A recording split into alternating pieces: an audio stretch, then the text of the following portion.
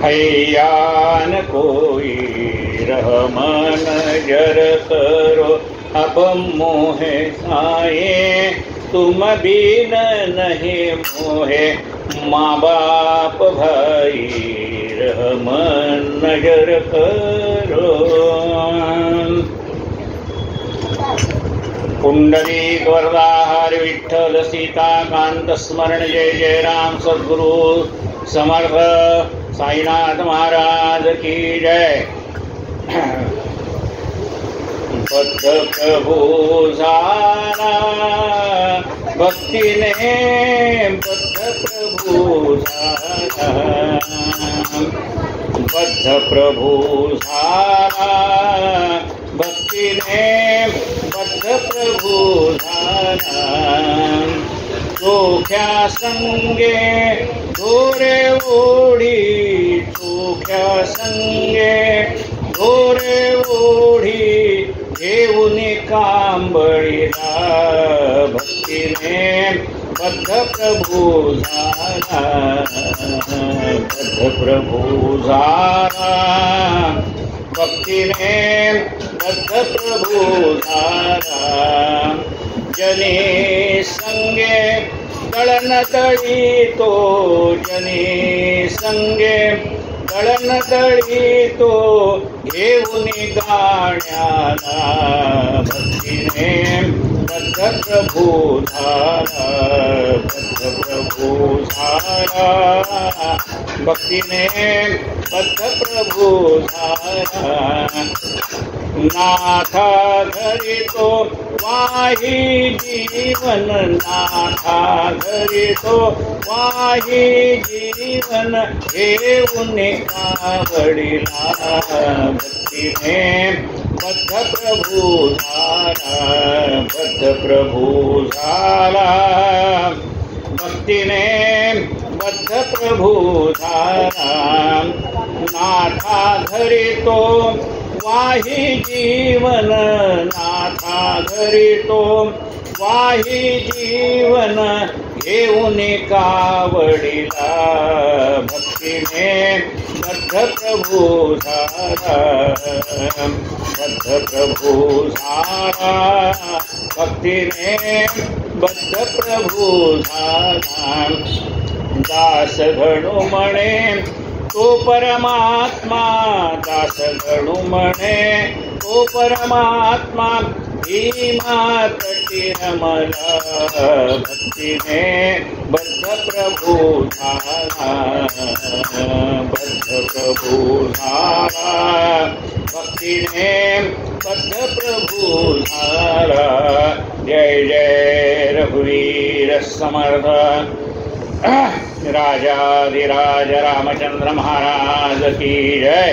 महारुद्र हनुमान की जय। समर्थ रामदास स्वामी महाराज की जय। जय जय रघुवीर समर्थ। संत दास गडू महाराजांनी या भंगामध्ये भक्तीने संतुष्ट होऊन भक्तासाठी किती परमात्मा लाघव स्वीकारतो संतांनी केलेल्या या भक्तीमुळे परमात्मा त्याने आपलासा केलेला असं म्हटलेलं आहे की भगवंताला प्राप्त करून घेण्याचे अनेक मार्ग आहेत। आतापर्यंत 4 युग होऊन गेले कृतयुग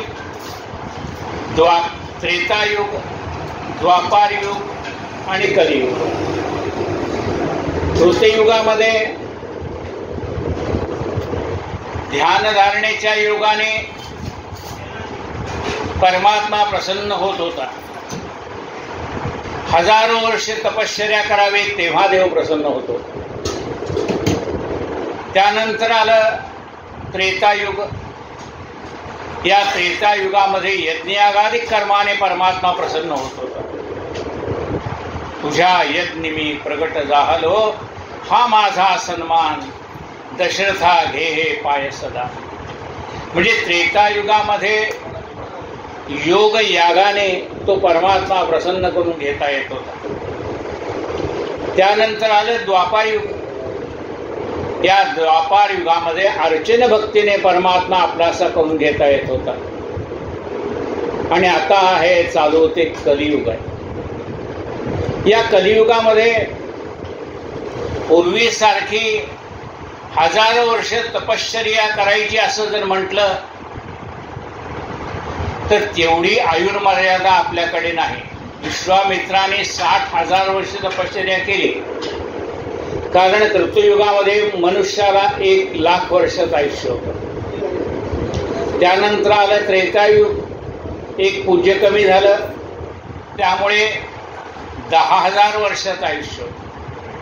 त्यानंतर आलं द्वापार युग, आणखीन एक पूज्य कमी झालं, 1,000 वर्षाचं आयुष्य. त्यानंतर आलं कलियुग, आणखीन एक पूज्य कमी झालं, 100 वर्षाचं आयुष्य. म्हणजे कृतयुगामध्ये ज्याप्रमाणे हजारो वर्ष तपश्चर्या करून देव प्राप्त होतात, तसं कलियुगामध्ये शक्य नाही. यज्ञ यागादिक कर्म करायचं म्हटलं तरी सुद्धा यज्ञासाठी शुद्ध अशा भूमीची आवश्यकता आहे. त्यासाठी आवश्यक असणारी हवनीय द्रव्य सुद्धा शुद्ध प्रकारचे पाहिजे. प्रामाणिकपणे मिळवलेला धनसंचय पाहिजे. वेदपाठ शाळेमध्ये शिकून आलेले, ज्ञान संपादन केलेले असे वरिष्ठ गुरुजी पाहिजे. दिनशुद्धी पाहिजे. म्हणजे हे सगळंच्या सगळं एकाच वेळेला घडून येईल असं नाही. एक आहे तर एक नाही, एक आहे तर एक नाही असं होतं. म्हणजे त्या योगाने पुण्य मिळेल पण देव भेटेल असं नाही. म्हणून त्रेतायुगामध्ये जे शक्य आहे यज्ञागादी कर्म तेही आकाशात. बरं, यथासांग पूजा करावी म्हटलं, पुन्हा त्यात एक आहे एक नाही असं आहेच. गुरुजी एवढी मोठी यादी लिहून देतात, नेमकी एखादी वस्तू आपल्याला मिळत नाही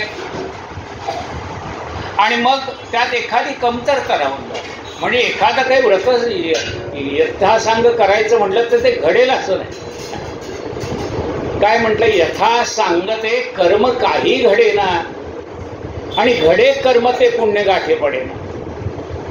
या कर्मामध्ये काहीतरी न्यूनता राहून जाण्याची शक्यता असते आणि त्यामुळे त्या कर्माच्या योगाने सुद्धा देव भेटेल, पुण्य मिळेल, पण देव भेटेल असं शक्यता कमी आहे. मग म्हणाले माऊली सुद्धा काय म्हणतात, योगयाग विधी येणे नव्हे सिद्धी वायाची उपाधी दंभ धर्म. आणि मग यज्ञयागादी कर्माने जर तो भेटत नसेल किंवा मग आता काय त्याला शक्य आहे. कलियुगामध्ये आम्ही काय करू शकतो म्हणले, कलियुगामध्ये भक्तीचे योगे देव निश्चय पावती मानव ऐसा आहे अभिप्राय हे ग्रंथी. समर्थाने दासबोध ग्रंथामध्ये सांगितले की भक्तीच्या योगाने तुम्ही गेलात तर देव भेटेल. माऊली म्हणतात सगळ्यात सोपं काय आहे, नामसंकीर्तन साधन पै सोपे जळतील पापे जन्मांतरीचे. माऊली म्हणतात की नामसंकीर्तनासारखं दुसरं साधन नाही, म्हणून ते साधन सुलभ आणि सोपं आहे. बर म्हणाले, मग अशी एखादी भक्ती करून त्या भक्तीच्या योगाने कोणी देव आपलासा करून घेतलाय का? असे काही जगामध्ये अनुग्रह, असे काही या जगामध्ये काही उदाहरणं आहेत का? असं म्हटल्यानंतर मग संत दासगणू महाराज म्हणतात की जर आपण आपल्या भक्तीने त्या परमेश्वराला आपलंसं करून घेतलं तर, बघा काय म्हणताय, भावे वीण देव नकळे निसंदेह गुरुवीण अनुभव कैसा. भाव पाहिजे तर देव भेटतो. नुसतं लोकाला चांगलं दिसावं म्हणून मी करत बसलो तो उपयोग नाही.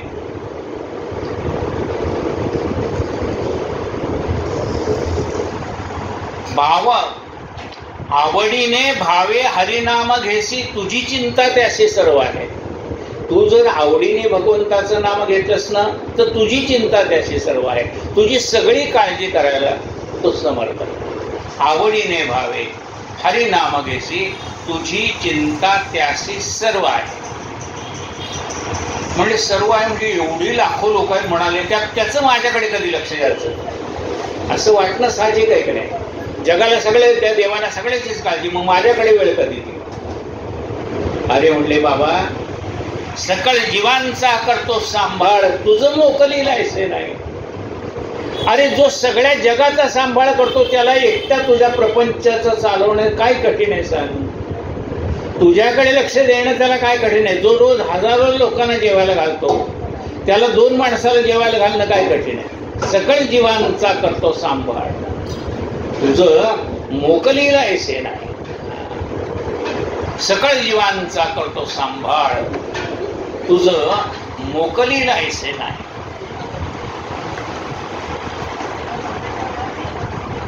चोख्या संगे इथे पुढे ठेवा, खाली ठेवा, खाली ठेवा, खाली ठेवा, ठेवा ठेवा. चोख्या संगे ढोरे ओढी, चोखा माऱ्या संगे मेलेली ढोरं ओढण्याचं काम भगवंताने केलंय. आता त्यात काय देव म्हणतो का मी फक्त भारी भारी काम करेन, हलकं काम करणार नाही असं म्हणतो का. मी फक्त खुर्च्या उचलून ठेवीन पण भांडी घासायला जाणार नाही असं म्हणतो का. देव म्हणतो भारी आणि हलकं काहीच नाही. राजसूय यज्ञामध्ये देवाने खरकटी काढण्याचं काम केलेलं आहे. देवाची सेवा त्यात हलका आणि भारी काय आहे, पडेल ती सेवा, जे आपल्या वाटाला येईल ती सेवा आपण करावी. चोख्या संगे ढोरे ओढी, त्या चोखा मेळाबरोबर मेलेली ढोरं ओढण्याचं काम भगवंताने केलं. कसं केलं. घेऊन कांबळीला भक्तीने बद्ध प्रभू झाला, जनी संगे दळण दळीतो, गाऊने गाण्याला भक्तीने बद्ध प्रभू झाला. जनाबाई बरोबर दळण दळायला बसला. असं काय म्हटलं का हे काम बायकायचं मला काय करायचं. जनी संगे दळण. आता दळण दळताना गाणी का म्हणायची तर काम करताना गाणी म्हटली तर कामाचे श्रम आपल्याला जाणवत नाही, म्हणून जनाबाई बरोबर ते गाणी म्हणतायत, गाणी म्हणत म्हणत दळण दळतायत. नाथा घरी तो वाहे जीवन, नाथ महाराजांच्या घरी श्रीखंड्याचं रूप घेऊन भगवंताने नाथाच्या घरी 12 वर्ष सेवा केली. बघा देव काय म्हणतो, मी जशास तसा आहे. म्हणजे जशास तसा म्हणजे कसा, आरशासारखा. तुम्ही आरशामध्ये पाहून हसलात तर आरशातला चेहरा तुमच्याकडे पाहून हसेल. तुम्ही कपाळावर आठी आणली तर तो पण तुमच्याकडे कपाळावर आठी आणून पाहिजे. तुम्ही डोळे वटारले तर तो पण तुमच्या अंगावर डोळे वटारेल. तसा तो परमात्मा आहे. यो यथा माम प्रपद्यन्ते तां तथैव भजाम्यहम्. जो वर्षातनं एकदा माझी आठवण काढतो, देव म्हणतो मी पण वर्षातनं एकदाच त्याची आठवण काढतो. बरोबर आहे का नाही. जो म्हणतो फक्त आषाढी कार्तिकी, बरं म्हणले मी फक्त आषाढी कार्तिकेलाच तुला भेटेल. आणि जो अखंड देवाचं नाम घेतोय त्याला तो अखंड भेटतोय. म्हणजे कशावरनं, संत तुकाराम महाराजांचं प्रमाण आहे. तुका वाजवितो टाळी उभा विठ्ठल जवळ. काय पाहिजे बघा भावले ते बाहेर लागताना काय पाहिजे विचारावं. शिंपी ते काका आले बाहेर, मला काही पाहिजे का विचारा. तुका वाजवितो टाळी उभा विठ्ठल जवळ. परमात्मा हाक मारलं की हजर आहे म्हणाले. देव जवळी जवळी अंतरी भेटी नाही जन्मभर. दास गणू म्हणे तो परमात्मा भीमा तटी रमला, भक्तीने बद्ध प्रभू झाला, बद्ध प्रभू झाला, भक्तीने बद्ध प्रभू झाला. तिथला हार आणि बुक्का. बद्ध प्रभू झाला, भक्तीने बद्ध प्रभू झाला. मला फक्त मुक्का लावा, हार खाली घाला फोटोला.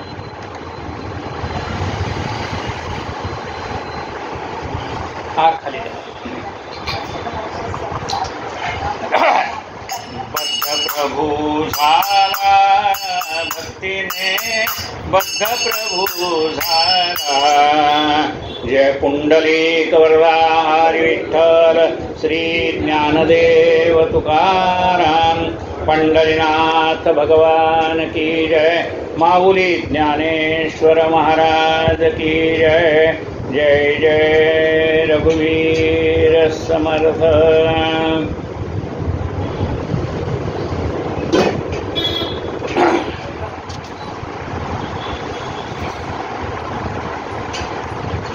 पशुदेही नाही गती ऐसे सर्वत्र बोलती, म्हणून नरदेहीची प्राप्ती परलोकाची. पशुदेहामध्ये गती आहे का?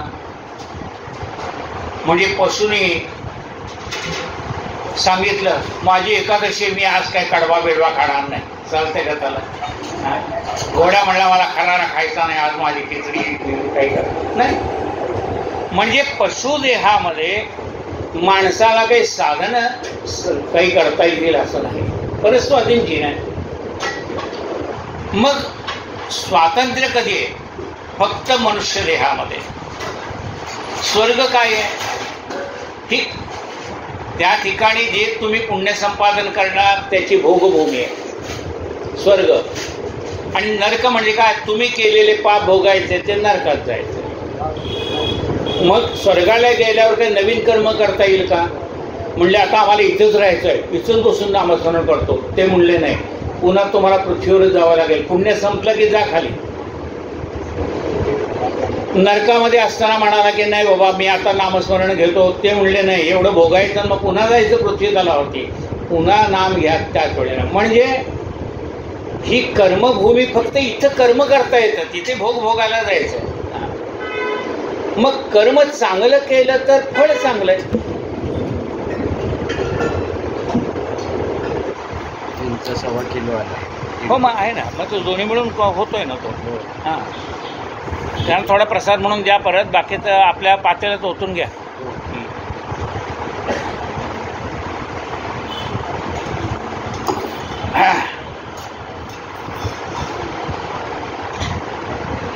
या नरदेहामध्येच आपल्याला काही जे काही कर्म करून परमात्मा प्राप्त करून घ्यायचा आहे तो ह्या नरदेहामध्येच प्राप्त करून घेता येईल, इतर ठिकाणी नाही. एकदा ही संधी गेली ना, पुन्हा 184 योनी फिरायचं आणि मगच मनुष्य देह. आणि म्हणून की मनुष्य देह जो आलेला आहे तो आपल्याला या परमेश्वराची प्राप्ती करून घेण्यासाठी भगवंताने दिलाय. आपल्याला माहिती आहे सा रे ग म प ध नि सा. सा म्हणजे काय? समुद्रात राहणारे प्राणी म्हणजे मत्स्य निर्माण केले, म्हणजे मासा निर्माण केला आधी, मत्स्य अवतार. त्यानंतर मासा निर्माण केला तरी आपल्याला तो जाणून घेतो असं होईन ना. मग देव म्हणले हा प्राणी तर मी निर्माण केलाय पण तो मला जाणत नाही. मग कच्छ म्हणजे जे पाण्यातही राहू शकतील आणि वाळूवर राहू शकतील असे कासव आहे किंवा मगर आहे, सुसर आहे, असे प्राणी तयार केले. ते सुद्धा काही भगवंताला जाणू शकत नाही. मग भगवंताने विचार केला की बस इकडे बाळा, नाही तर मागे बेस खुर्चीवर. हा बस बस. मत्स्य कच्छ. त्यानंतर वराह अवतार धारण केला भगवंताने. तो सुद्धा भगवंताला जाणणं कठीण आहे त्या योनीमध्ये गेलात तरी.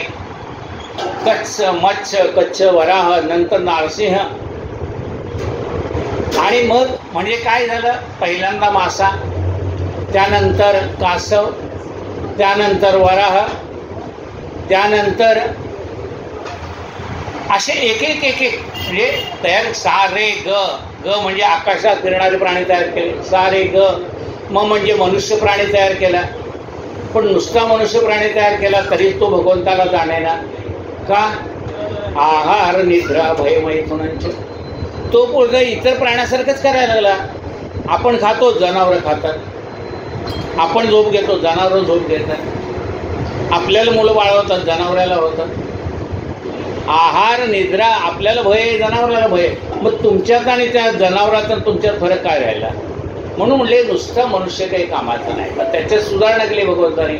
सा रे ग म प म्हणले ते हे नुसता नेबळत मनुष्य काही कामाचं नाही. हे चांगलं जोड दणकट पाहिजे म्हणलं. झालं, भगवंताने असं दणकट प्राणी तयार केला. तो ह्याला रट्टा दे, त्याला रट्टा दे, ह्याला मार, त्याला मार. तो बळ म्हणजे त्या दिलेल्या बळाचा वापर सज्जनांचं रक्षण करायचं सोडून दिलं आणि त्रास द्यायला सुरुवात केली. म्हणजे म्हणले असला काही कामाचा नाही. सा रे ग म प ध, ध म्हणजे धर्माने वागणारा मनुष्य तयार केला. पण धर्माने अतिरेक झाला. हा म्हणतो माझा धर्म श्रेष्ठ, तो म्हणतो माझा धर्म श्रेष्ठ. हे भांडणं त्या धर्म ते म्हणले नुसतं धर्माने वागणारा मनुष्य काही कामाचा नाही म्हणाले. त्याच्यापेक्षा सुधारणा केली भगवंताने. काय निर्माण सुधारणा केली? सा रे ग म प ध नी म्हणजे नीती नियमाने वागणारा पाहिजे. दिलेलं वचन पाळणारा मनुष्य पाहिजे. आता ते दिलेलं वचन पाळण्यामध्ये सुद्धा अतिरेक व्हायला लागला. कौरव पांडवांचं युद्ध सुरू झालं आणि मग त्यावेळेला कर्णाने धर्मराजाचा पराभव केला. धर्मराजाचा पराभव केल्यावर धर्मराजा जखमी झाला. त्याच्या सारथ्याने त्याला त्या रणांगणातनं बाजूला नेलं शिबिरामध्ये. अर्जुन युद्ध करत होता. त्याच्या कानावर गोष्ट गेली की आपला दादा त्याला बाण बीण लागलेला आहे. मग अर्जुन युद्ध सोडून तिकडे गेला. दुसऱ्याला काय जाऊ वगैरे दिली. अर्जुन गेला भावाचं सांत्वन करायला. काय दादा तुला किती लागलं, काय लागलं? आता धर्मराजा काय म्हणतो, अर्जुना अरे तू कर्णाचा पराभव करून मग माझ्या सांत्वनाला आलायस का? नाही नाही म्हणले दादा, कर्णाचा पराभव काय नंतर करता येईल, आधी तुमचं महत्व आहे म्हणले. असं म्हणल्यावर धर्मराजाला आला राग. अरे तू कर्णाचा पराभव करून मग माझ्या सांत्वनाला आला असता तर ते संयुक्तिक होतं. कर्णाला मोकळं सोडलंयस ज्यांनी माझा पराभव केला त्याला, आणि तू माझ्या सांत्वनाला आलायस. धिक्कार असो तुझ्या गांडीवाचा. या अग्निनारायणाने अर्जुनाला गांडीव नावाचं धनुष्य आणि अक्षय वात दिलेलं होतं. त्या धनुष्याचं नावच गांडीव धनुष्य. त्याचा धिक्कार केला कोणी? धर्मराजाने. धिक्कार केल्यावर अर्जुनाने कमरेची तलवार काढली आणि आता धर्मराजाचा वध करायला निघाला. कृष्ण होताच बरोबर. अरे म्हणले काय ज्या कारणाचं सांत्वन करायला तू आलास त्याच्याच अंगावर तलवार घेऊन निघाला. म्हणले काय करू देवा, माझी पण प्रतिज्ञा आहे ना. म्हणले काय प्रतिज्ञा आहे? जो कोणी माझ्या गांडीवाचा धिक्कार करेल त्याचा वध करायचा, माझी प्रतिज्ञा आहे. आता याचा वध केल्याशिवाय राहणार नाही, मला प्रतिज्ञा तर पुरी करायला पाहिजे. धर्मसंकट पडलेलं पाहिलं आणि कृष्ण म्हणतो का त्याने आधीच वचन दिलं होतं गोष्टी सांगेन युक्तीच्या चार. म्हणले आता यांना थोडी गोष्टी युक्तीच्या गोष्टी सांगितल्या पाहिजे. म्हणले बघ, धर्मराजाचा प्राण वाचेल आणि तुझी प्रतिज्ञा खरी होईल असं काही केलं तर चालेल का? ते म्हणले बाबा माझी प्रतिज्ञा पूर्ण होण्याशी मतलब आहे, तुम्ही काय मार्ग काढायचा तर काढा. म्हणले तू वडील माणसाचा धिक्कार कर. म्हणजे धर्मराजाला जरा टाकून बोल. आपल्यापेक्षा वडील माणसाला टाकून बोलणं म्हणजे त्याची हत्या केल्याचं पाप आपल्या डोक्यावर पडतं. तो आत्मा तत्वा बोलला त्याला, तिथनं तो बाहेर आला कुठनं शिबिरातनं. बाहेर आल्यावर कृष्णाला म्हणतो कृष्णा अग्निकुंड रच, मला उडी टाकायची अग्नी. अरे म्हणले का रे बाबा, आत्ता धर्माचा प्राण वाचवला आणि तू ती अग्निकुंडात उडी टाकायला तयार झाला. म्हणले काय करू, माझी प्रतिज्ञाच आहे तशी. म्हणजे आता काय प्रतिज्ञा तुझी? तीच मगाची म्हणले, जो कोणी माझ्या गांडीवाचा धिक्कार करेल त्याचा वध करायचा. आणि ती निंदा आपण आपल्या कानाने ऐकल्यामुळे आपण अग्निकुंडात उडी टाकायची. म्हणजे आता अग्निकुंडात आहे तर मला उडी टाकायची. अरे म्हणले आत्ता तुझ्या दादाचा प्राण वाचवला, आता तुझा प्राण वाचवायची वेळ आली, कारण तू पाहिजेलच ना. मग म्हणले आता तुझा प्राण वाचवायचा म्हणजे तुला एक युक्ती सांगतो म्हणाले, आत्मस्तुती कर. आत्मस्तुती केल्यानंतर आपल्या हत्येचं पाप, आपल्या आत्महत्येचं पातक लागतं, म्हणून आत्मस्तुती करू नये म्हणून सांगितलं. त्या आत्मस्तुतीचं पाप आपल्याला लागू नये म्हणून आत्मस्तुती करायची नाही. पण आता तुझं तर आत्महत्याच करायला निघालायस तू, तर आत्महत्येचं पातक तुला लागलं पाहिजे, प्राण वाचला पाहिजे, तर तू आत्मस्तुती कर. मग त्यांनी सांगेल मी अमुक केलं, तमुक केलं, तमुक केलं, म्हणजे पाशुपतास्त्र आणण्यासाठी काय केलं हे सगळं सांगितलं अर्जुनाने. त्याचा प्राण वाचला. मग कृष्ण विचार करायला अरे अरे अरे अरे काय मी नीती धर्माने वागणारा मनुष्य तयार केला, हे पण गडबड व्हायला गेली म्हणाले. आता ह्याच्यापेक्षा म्हणले आता नवीन आवृत्ती तयार करायला पाहिजे. मग सा रे ग म प ध नी सा. सा याचा अर्थ काय, सारासार विचार करणारा मनुष्य. खरं काय, खोटं काय, सत्य काय, असत्य काय, शाश्वत काय, अशाश्वत काय, असा विवेक ज्याच्या मनामध्ये निर्माण झालाय तो खरा पुरुष, तो मला जाणू शकेल. म्हणून असा मनुष्य तयार केला. मग जो भगवंताला जाणू शकेल तो कोण असणार, विवेकी मनुष्य असणार. मग हा विवेक कुणाकडनं मिळणार, गुरु बिन ज्ञान कहा से पाऊ, दीजो ज्ञान हरिगुण गाऊ. म्हणाले हे अशा प्रकारचा विवेक आपल्या मनामध्ये जागृत व्हायचा असेल तर तनु मनो जीवे चरणा. माऊली म्हणतात ज्ञानेश्वरीमध्ये, ते ज्ञानपै गा बरवे जरी मनी असे आणावे, तरी संता या भजावे सर्वस्वची. तुला ते ज्ञान पाहिजे असेल ना, ज्या ज्ञानाच्या योगाने भगवंत मिळतो, ते ज्ञान तुला पाहिजे असेल तर तू सद्गुरूला शरण जा. तेच सेवा हा दारवंठा. त्या ठिकाणी सेवा कर आणि मग ते तुला ज्ञान देते. कसं ज्ञान देतील, जेणे मन संकल्प विकल्पाने, ज्या ठिकाणी मन स्थिर होईल, मनामध्ये संकल्प येणार नाही, विकल्प येणार नाही, मनाची स्थिरता प्राप्त होईल, असं ज्ञान गुरु तुला देतील. म्हणून तू गुरुला शरण जा आणि मग गुरुला शरण गेल्यानंतर त्या भगवंताला प्राप्त कसं करून घ्यायचं हे ज्ञान आपल्याला ते संत देतात. म्हणून संतांना शरण जायचंय. भरतखंडी नरदेही हे तो परमभाग्याची संपत्ती, येथे विवेको परमार्थी, त्याचा वशवती परमात्मा. या ठिकाणी जो विवेक संपन्न मनुष्य आहे त्याला देव, जसं सांगितलं की देव आपल्यासाठी धावून येतो, तो ह्या विवेकी माणसासाठी धावून येतो. माणसाला काय पाहिजे, परमार्थ कशासाठी करायचा. तुमचं इकडे इकडे पाहून झालं असेल तर सांगतो. परमार्थ कशासाठी करायचा आहे तर सुखाची प्राप्ती आणि दुःखाची निवृत्ती याच्यासाठी परमार्थ करायचा. सुखाची प्राप्ती आणि दुःखाची निवृत्ती. परमार्थ कशासाठी, सुख मिळावं आणि दुःख नाहीसं व्हावं.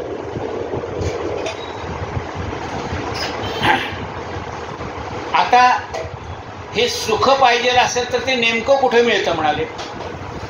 गेला A to Z दुकानात, तिथं सगळंच मिळत होतं, म्हणजे डिलिव्हरीच्या आधीपासूनच.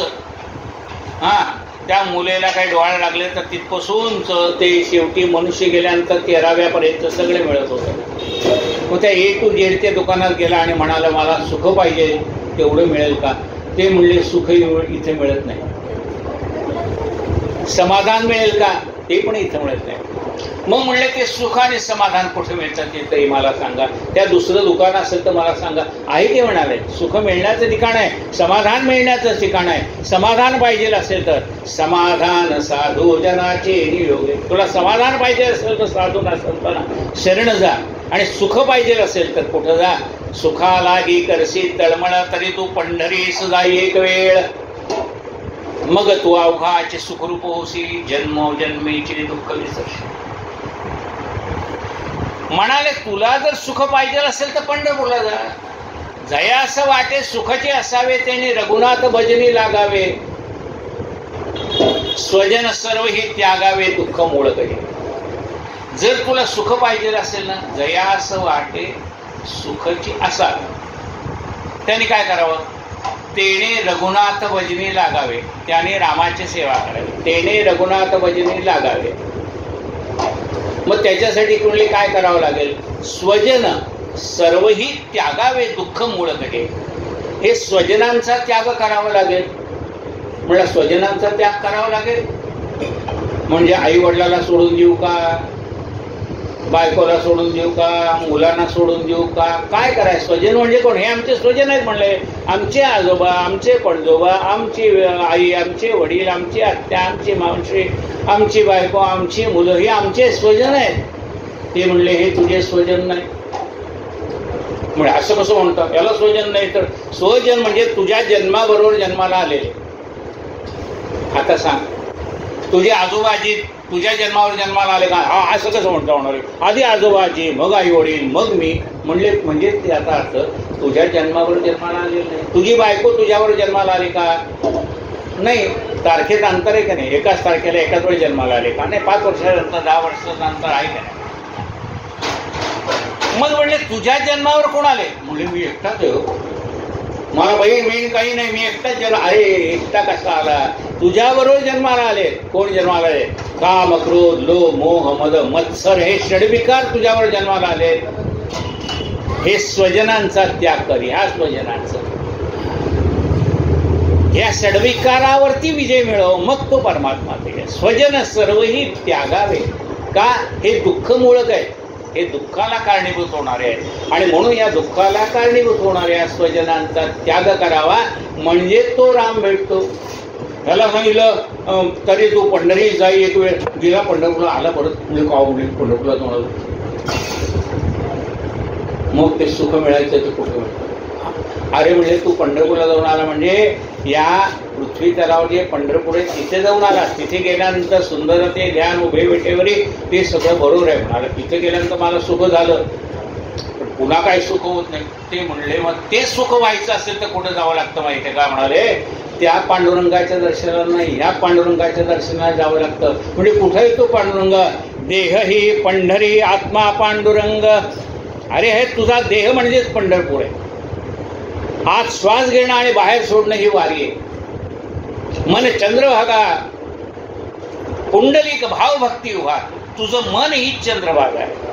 तुझ्या मनातला शुद्ध भाव म्हणजे हा पुंडलिक आहे. आणि त्या शुद्ध भावासाठी म्हणजे पुंडलिकासाठी जसा देव आला तसा तुझ्या मनातला शुद्ध भाव जागृत होईल, त्यावेळेला हा परमात्मा तुला भेटेल. देव जवळी जवळी अंतरी भेटी नाही जन्मवली. तो जन्म आपल्या आतच आहे हो, तो कुठे बाहेर नाही. पण आपल्या अंतःकरणामध्ये असलेला सुद्धा परमात्मा आपल्याला भेटावा असं वाटत असेल तर त्यासाठी मन शांत व्हावं लागतं. जसं माऊलींनी सांगितलं ना चौथ्याने, मग मन संकल्प विकल्पा नये. गुरुची कृपा झाल्यानंतर मग मनामध्ये संकल्पही येत नाही आणि विकल्पही येत नाही. त्याला विचारलं आता कसं वाटतंय, म्हणजे आता गुरुची कृपा झाली, आता कसं वाटतंय तुला, काही वाटत नाही मला. म्हणजे ठेविले अनंत तैसेचे राहावे, चित्ती असू द्यावे समाधान. आता म्हणाले मी समाधानी आहे, आता मला जसा देव ठेवील तसं मी राहील. मग याच्या आधी पण देव ठेवील तसाच राहत होता की तुझ्या मनासारखं काय घडत होतं, नाही म्हणले ते खरं. याच्या आधी सुद्धा माझ्या मनासारखं काही घडत नव्हतं, त्या देवाच्याच मनासारखं घडत होतं. पण आत्तापर्यंत मी हा विचार करत होतो माझ्या मनासारखं घडेल, पण आता मला खात्री पटली जे घडतं ते झाडाचे ही पान हरे त्याची सत्ता, त्याच्या सत्तेशिवाय काही घडत नाही. हे आत्ता मला गुरुकृपेने कळायला लागलं. चाले हे शरीर कोणाचे सत्ते, कोण बोलविते हरी, हे मला गुरुकृपेने कळायला लागलंय. म्हणून माझं मन आता निश्चिंत झालंय. जो होता है भले के लिए, जे हो रहा है भले के लिए, होगा भले के लिए. आता म्हणाले मी निश्चिंत आहे. किती निश्चिंत आहे म्हणाले, टाकोनिया भार राहिलो निवांत. म्हणाले आता त्या भगवंतावर सगळा भार टाकलाय आणि निश्चिंत झालो मी.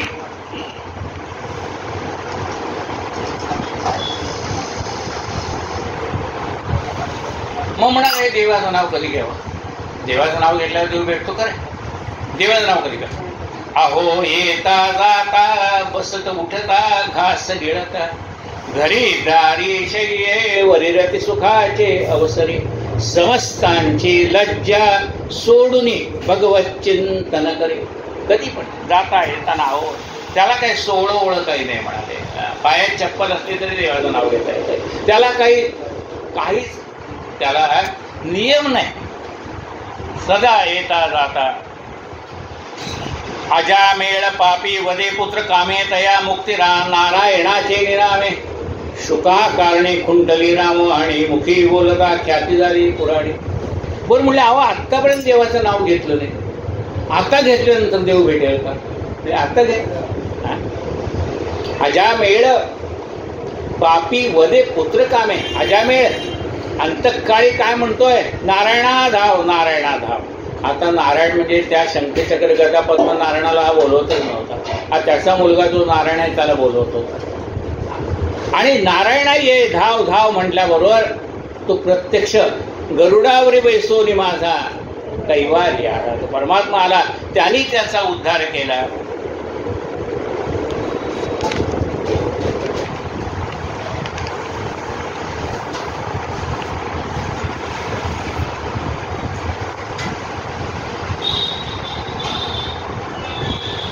परित्राणाय साधूनां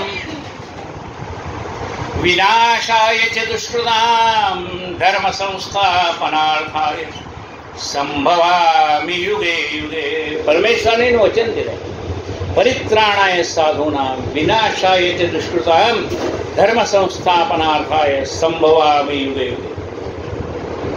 प्रत्येक युगामध्ये त्याने अवतार घेतलाय ना. मत्स्यापासून चारते नरहरी पर्यंत झाले कृती. मत्स्य कच्छ वराह नरसिंह पृथ्वी युगामध्ये 4 अवतार झाले. मत्स्यापासून चारते नरहरी पर्यंत झाले कृती. त्रेती वामन परशुराम मगतो श्रीराम सीतापती. त्रेता युगामध्ये त्रेती वामन परशुराम, वामन परशुराम आणि राम.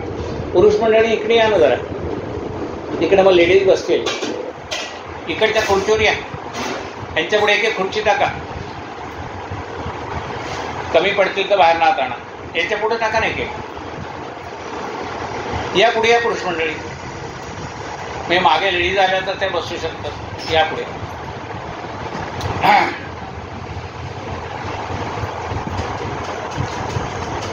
त्रेती वामन परशुराम मगतो श्रीराम सीतापती.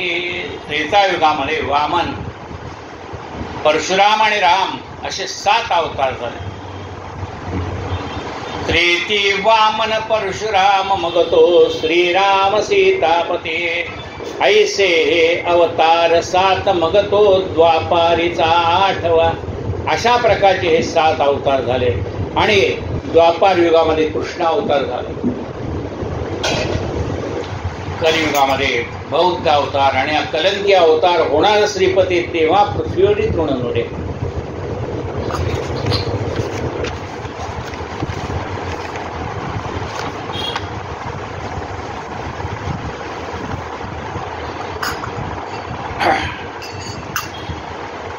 त्रेता युगामध्ये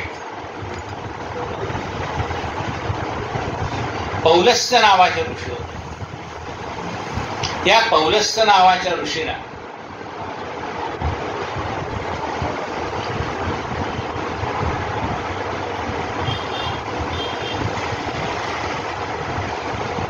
एक राक्षस आला आणि त्याने सांगितले की त्यांनी ब्राह्मणाचा वेश घेऊन आला. काय म्हणाला, मी गरीब ब्राह्मण आहे, माझी मुलगी तुम्हाला देईल. आणि मग त्या पौलस्त्याला त्याने आपली कैकसी नावाची मुलगी दिली. कैकसी, कैकई नाही, कैकसी. आणि तिच्यापासून यांना रावण, कुंभकर्ण आणि विभीषण असे 3 मुलं झाले. या तिघांनीही गोकर्ण महाबळेश्वरला जाऊन तपश्चर्या केली आणि तपश्चर्येच्या अंती ब्रह्मदेव प्रसन्न झाले. आणि मग ब्रह्मदेवाने वर मागायला सांगितला. रावणाने सांगितलं मी त्रैलोक्य जिंकेन असा वर द्या. त्यानंतर आली कुंभकर्णाची पाळी. तेव्हा देवाने सरस्वतीला प्रार्थना केली की हा कुंभकर्ण म्हणाले असा आहे की सगळ्या जगाला खाऊन टाकतो, असं म्हटलं तर काय करायचं, सगळ्या जीवाचा नाश करेल म्हणाले. त्याला इंद्रपद मिळालं तरी पंचायत आहे. मग म्हणाले हा इंद्रपद मागण्याची शक्यता आहे. तेव्हा तुम्ही सरस्वतीला सांगितलं याच्या जिभेवरती वास तर सरस्वतीचा प्रत्येकाच्या जिभेवरती. पण म्हणले त्याला भुरळ पाडा, काय मागायचं ते कळलं नाही पाहिजे. त्याची वेळ आली. ब्रह्मदेवाने विचारलं तुला काय पाहिजे, तो म्हणला निद्रापद द्या. काय पाहिजे होतं, इंद्रपद. मागितलं काय, निद्रापद. तसाच तो म्हणला हा झोपला. मग पौलस्त्य ऋषी आले, ब्रह्मदेवाला प्रार्थना केली, येऊन याला जागा करा. असं झोपलेला आयुष्यभर झोपलेला मुलगा काय कामाचा, म्हणजे 6 महिन्यात नाही 1 दिवस जागा होईल. मग आली बिभीषणाची पाळी. ते म्हणले आता हा काय मागतो कोणाकडे. बिभीषणाने मागितलं की माझ्या हातून परमेश्वराची सेवा घडावी एवढीच माझी इच्छा आहे. म्हणजे बिभीषणाने हे मागितलंय. कुंभकर्णाने काय मागितलंय, रावणाने काय मागितलंय आपल्याला माहित आहे. त्या आता रावणाला त्रैलोक्य जिंकीन असा वर घेतलेला असल्यामुळे ब्रह्मदेवाकडून, त्यामुळे ते त्रैलोक्य जिंकताना त्राहिमाम केलं. कुणाचे यज्ञागादी कर्म चालू दिले नाहीत. का, स्वतः यज्ञ करायचं, बाकी ज्यांचे चालू द्यायचे नाही. म्हणजे कशासाठी, कारण ह्या यज्ञाच्या मध्ये जे आपण आहुती देतो त्यामुळे देवांचं बळ वाढतं. आणि ते देवाचं बळ वाढू नये म्हणून यज्ञागादी कर्म जिथे चालले तिथं जाऊन विघ्न करायची. जिथं नामसंकीर्तन चाललंय तिथं जाऊन विघ्न करायची, अशी ही वृत्ती. वास्तविकता तो ब्राह्मण कुळातला, पण कुठे जन्माला आला याचा, कोणत्या कुळात जन्माला आला याचं महत्व नाही. तुमची वृत्ती कशी त्याच्यावर अवलंबून आहे. याची वृत्ती वाईट आहे ना. तेव्हा त्यांनी काय केलं की सगळीकडे त्राहिमाम करून सोडलंय. आणि मग सगळे ऋषी मुनी त्रासून घेत.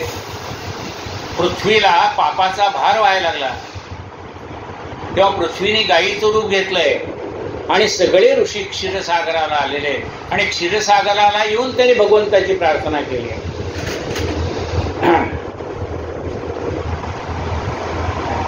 की देवा पहा, हा जो रावण आहे ना त्याला ब्रह्मदेवाने वर दिल्यामुळे सगळं त्राहिमाम केलंय. काय वर दिलंय बघा. आणि शंकराने पण वर दिलाय त्याला. नुसतं ब्रह्मदेवाने वर दिलाय असं नाही, शंकराने पण वर दिलाय. लाधली शिवाच्या वरे संपदा ज्याला, लाधली शिवाच्या वरे संपदा ज्याला, परी असुर भाव तो किन नसे पालटला, परी असुर भाव तो किन नसे पालटला. आता शंकर प्रसन्न झाले, त्याला वर दिलाय. पण शंकर त्याच्या मनामधला आसुरभाव नाहीसा करू शकले नाही. माणसाच्या मनातली वाईट प्रवृत्ती फक्त संत नाहीशी करू शकतात, देव पण नाहीसा करू शकत नाही. लाधली शिवाच्या वरे संपदा ज्याला, परी असुर भाव तो किमपि नसे पालटला. गुरु शुक्र शनीच्या करुणी पायऱ्या जाणे, गुरु शुक्र शनीच्या करुणी पायऱ्या जाणे, वेदाची पाडली पदे असा तो ज्ञाने, वेदाची पाडली पदे असा तो ज्ञाने. त्याने लोक नवग्रहाला घाबरतात, पण मी नवग्रहाला पालथं झोपवलंय, त्यांच्या पाठीवर देऊन पाय देऊन सिंहासनावर बसतो म्हणाले. नवग्रहाच्या पायऱ्या केल्यात त्यांनी. गुरु शुक्र शनीच्या करुणी पायऱ्या जाणे, वेदाची पाडली पदे असा जो ज्ञानी. त्यांनी वेदाची पद पाडली. म्हणजे वेद जर शिकायचा असेल तर त्याचा फोड करून आधी म्हणावी लागते, मग आपल्याला तो पूर्ण म्हणता येतो. हरी ओम सहस्र शीर्षा सहस्राक्ष सहस्रपाद, असं थोडं थोडं तोडून तोडून आधी म्हणायचं, मग एकत्र करून जोडायचं. हरी ओम सहस्र शीर्षा पुरुष सहस्राक्ष सहस्रपाद. पाडिली वेदांची पाडिली पदे असा जो ज्ञानी. त्याचं महत्व काय सांगू म्हणाले. अहो त्याला रोज पंचांग कोण सांगतं माहिती का. पूर्वीच्या काळी खेडेगावामध्ये गुरुजी आजचं पंचांग म्हणून सांगायचे. तर त्यावेळेला ब्रह्मदेव स्वतः रावणाला आजचं पंचांग काय ते सांगायचा. पंचांग विधी तो सांगे त्यातला नाभिक तिथे तो मल्हारी जाहला. पंचांग विधी, विधी म्हणजे ब्रह्मदेव. पंचांग विधी तो सांगे त्याजला त्याजला नाभिक तिथे तो मल्हारी जाहला. दाढी करणं, कटिंग करणं काम कोणाला दिले. मल्हारी मार्तंडाला दिले म्हणाले. नाभिक तिथे तो मल्हारी जाहला. या वया धुणे नेमिले सटवीला. सटवी येते कपाळावर लिहून जाते असं. त्या सटवीला घरचं धुणी भांडी धुण्याचं काम घेऊन टाकलं. गणुदास म्हणे ना पारतरीय भाग्याला. गणुदास म्हणे ना पारतरीय भाग्याला. दासगणू महाराज म्हणतात त्याचं भाग्य अपरंपार. पण आलं की गेलं सगळं. पण काय परी अनिती रूप के तूने सूर्य तो गिळीला. पण त्याचं वागणं वाईट होतं म्हणून सगळं ऐश्वर्य 14 चौकडीचं राज्य वाया गेलं. मना सांग पा रावणा काय झाले अकस्मात ते राज्य सर्व उडाले.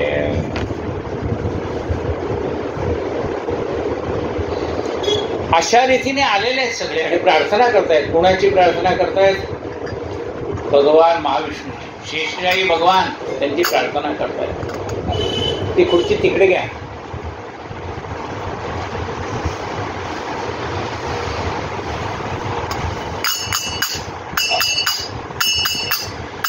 काय प्रार्थना करतात. गोविंदा सुख गंधा धावगे दयाळा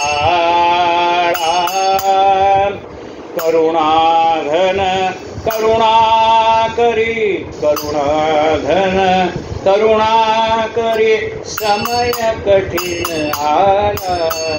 गोविंदा सुखकंद भावगे दयाळा.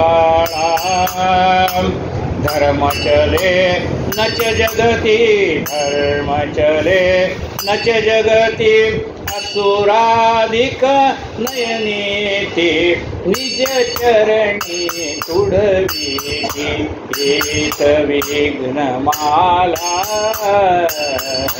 गोविंद सुखकंदा भावगे दयाळा. धर्म चले नच जगती असुराधिक नयनीती. धर्म नीट चालू देत नाही. असुर येतात आणि विघ्न करतात.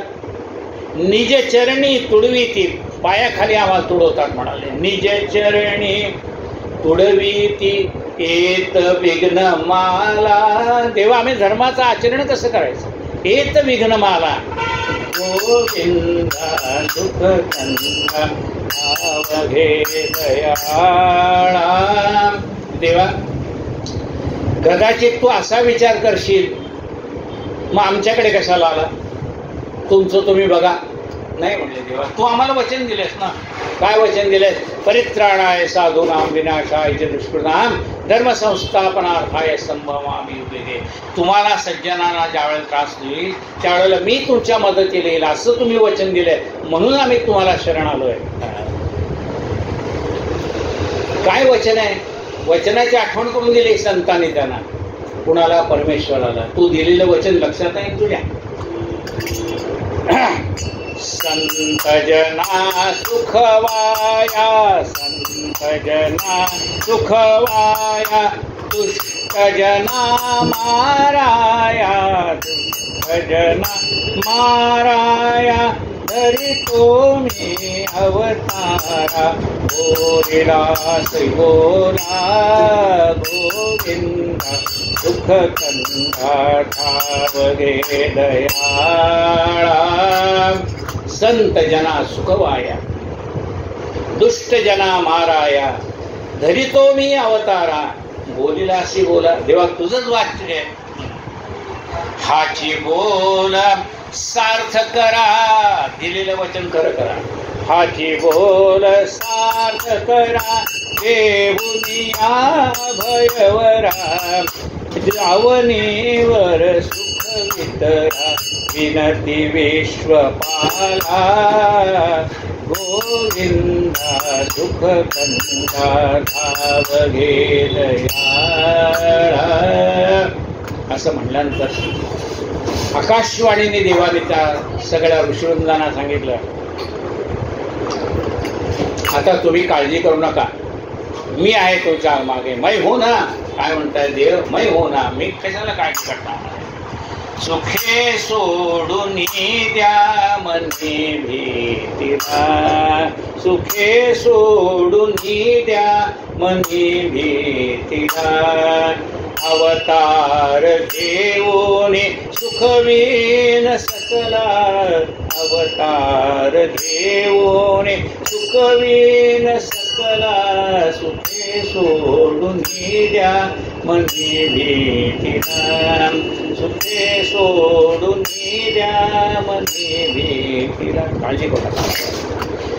शर्यू तटाकी अयोध्या ग्रामी, अवतार घेईन अजसूत धामी, हसवीन प्रेमे सुरलोक सगळा, सुखे सोडून द्या मनी भीती. काळजी करा. या रावणाने 33 कोटी देवांना बंदीशाळेत टाकलेले आहेत. त्या सर्व देवांनाही मी आनंद प्राप्त करून देईन आणि तुम्हाला संत सज्जनांनाही आनंद प्राप्त करून देईन. मी शर्यू तटावरती अवतार घेणार आहे म्हणाले. आणि प्रत्यक्ष शंकर 11वा महारुद्र म्हणून अवतार घेणार आहे अंजनीच्या पोटी. माझे शंख चक्र गदा पद्म हे सगळे भरत शत्रुघ्न अवतार धारण करणार. माझा हा शेष हा लक्ष्मणाचा अवतार धारण करणार आहे. तेव्हा आम्ही सगळे आणि आमची ही जी लक्ष्मी आहे ती जानकीचा अवतार धारण करणार आहे. समस्त वृंदारकांचे भार. आणि तुम्ही सगळे देव वानर सैन्य म्हणून अवतार घ्या. समस्त वृंदारकांचे भार अवश्य व्हावे वनचर. ममानुज सुमित्रा कुमार धरणीधर होईल. देव होतील वानर मारुती भगवान शंकर. सेतू बांधीर निधीर संहार करीन रावणाचा.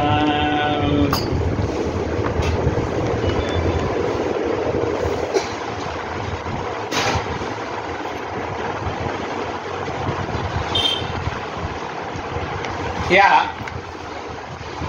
रामाने ज्यांच्या वंशामध्ये अवतार धारण केला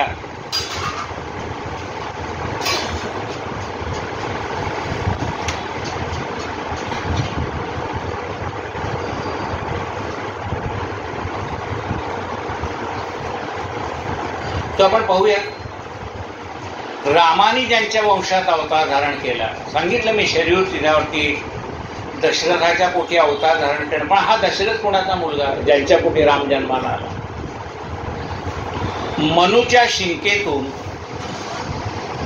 वैवस्वत नावाचा पुत्र जन्माला आला. त्याला इक्ष्वाकू नावाचा मुलगा झाला. इक्ष्वाकू वंश.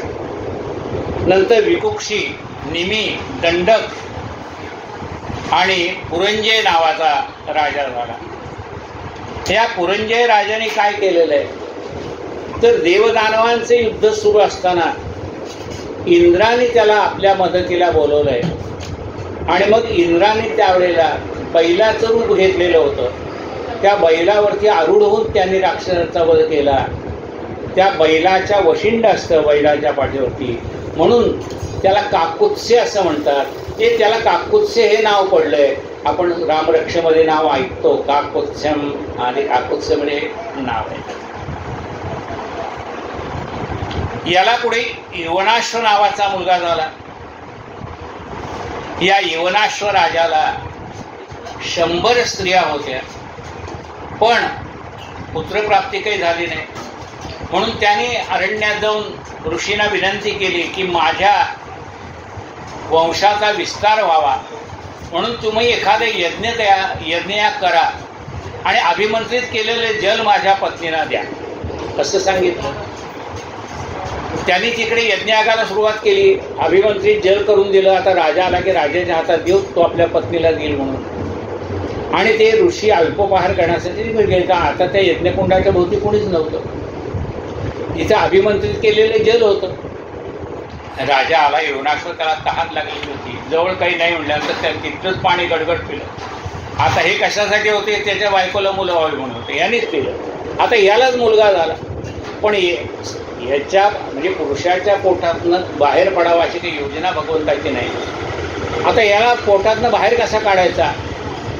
मग त्याला दगडाने पोट कापून त्याच्या पोटातनं त्या बाहेर काढलेल्या मुलाला, त्याचं नाव दगड म्हणजे अश्मक, त्या अश्मकाने पोट फोडलेलं आहे आणि म्हणून त्या मुलाचं नाव ठेवलं अश्मक. आता याला पाजणार कोण?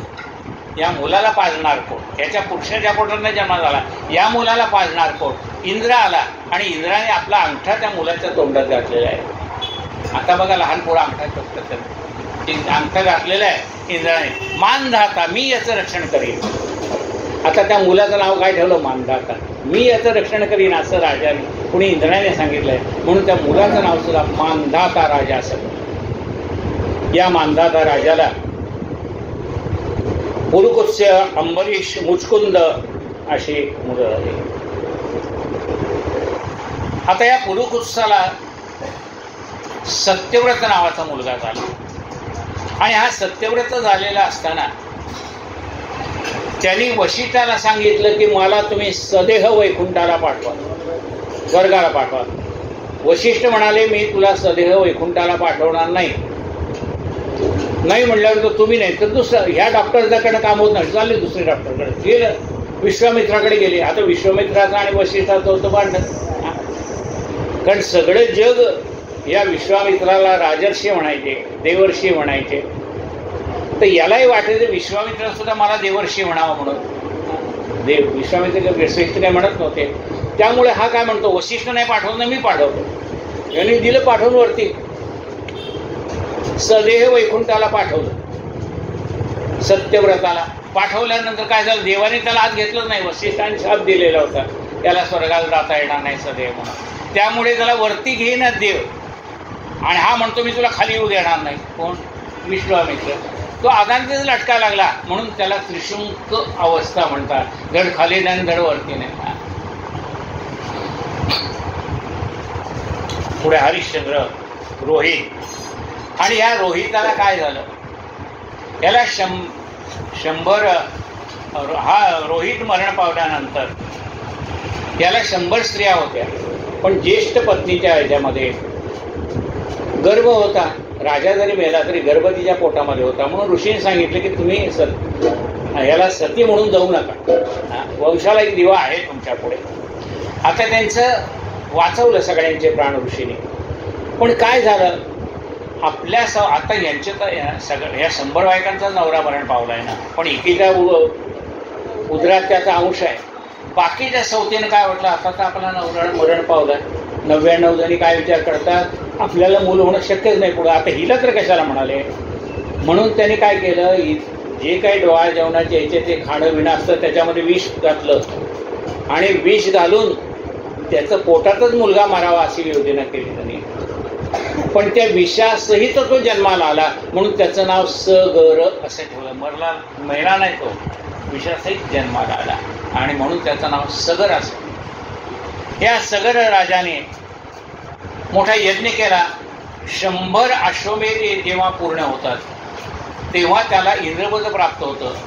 आता जो पहिला इंद्र होता त्याला असं वाटलं याचा जर यज्ञ पूर्ण झाला तर माझं पद जाईल, म्हणून त्या इंद्राने तो अश्वमेध यज्ञाचा घोडा तिथनं उचलला आणि कपिल ऋषींच्या आश्रमामध्ये आणून बांधून ठेवला. सगर राजांना तो घोडा सापडला नाही. सगराचे पुत्र आले आणि त्या कपिल ऋषींच्या आश्रमामध्ये घोडा पाहिला. त्यांना वाटलं कपिल ऋषींनीच आणला.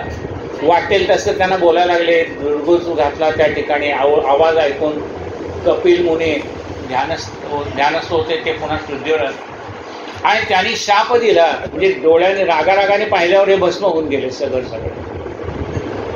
तिकडे गोष्ट कळली आपली मुलं भस्म झालीत म्हणून. आणि मग त्याने आले कपिल ऋषींना सांगितलं की क्षमा करा आम्हाला, हा घोडा आम्हाला परत द्या, यज्ञ राहिलेला आहे. ऋषी प्रसन्न झाले. घोडा घेऊन जा म्हणाले. पण म्हणजे आमच्या ह्या बांधवांचा उद्धार कसा होणार, हे तर आता तुमच्या शापाने भस्म झाले. म्हणले याच्यावरती गंगा आली तर मग मात्र यांचा उद्धार होईल.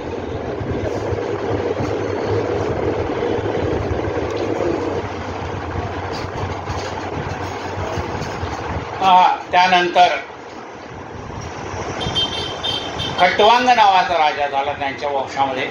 आणि हा खटवांग राजा पुन्हा देवदानवांच्या युद्धामध्ये देवाच्या बाजून लढायला गेला होता.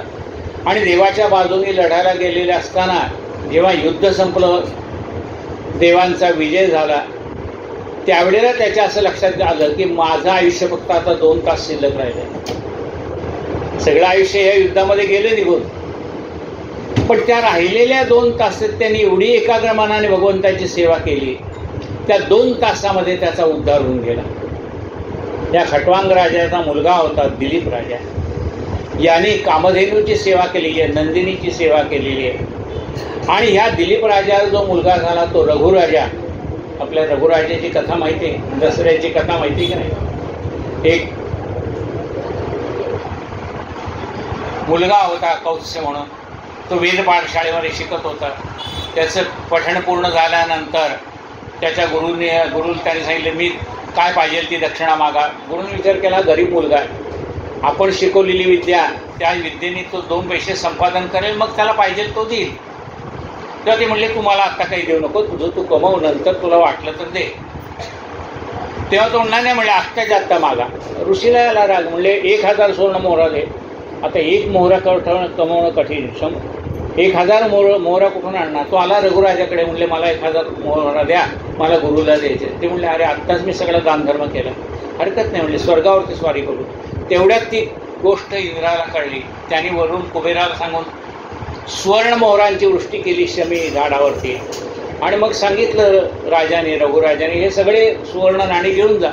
तो म्हणला मला सगळे नको आहे, फक्त 1000 द्या. बघा वरती 1 सुवर्ण नाणं सुद्धा जास्ती घेतलं नाही स्वतःसाठी.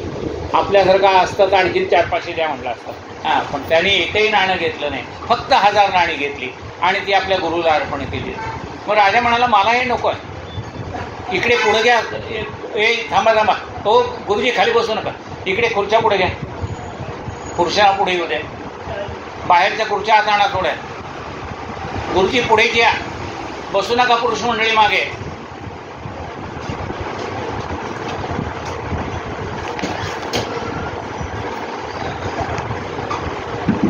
आणि ह्या रघुराजाने प्रजेला सांगितलं सगळं धन तुम्ही लुटून द्या. आणि म्हणून त्यावेळेपासून आपट्याची पानं द्यायची पद्धत आहे. हा रघुराजा ते काय सांगितलंय, प्राण जाई पर वचन न जाई. प्राण गेला तर चालेल पण आपलं वचन खोटं होतं उपयोगी नाही, असा हा रघुवंश आहे. आणि ह्या रघुवंशामध्ये त्याला अज नावाचा मुलगा झाला. आणि अज नावाचा जो मुलगा आहे त्या अज नावाच्या मुलाला दशरथ नावाचा मुलगा झाला. आणि दशरथाचा राम. आता दशरथाच्या पोटी राम जन्माला येणार आहे. हे ज्या वेळेला रावणाला कळलं, कारण रावणाने काय केलं, ब्रह्मदेवाला विचारलं होतं माझं मरण कोणाच्या हातून आहे ते सांगा.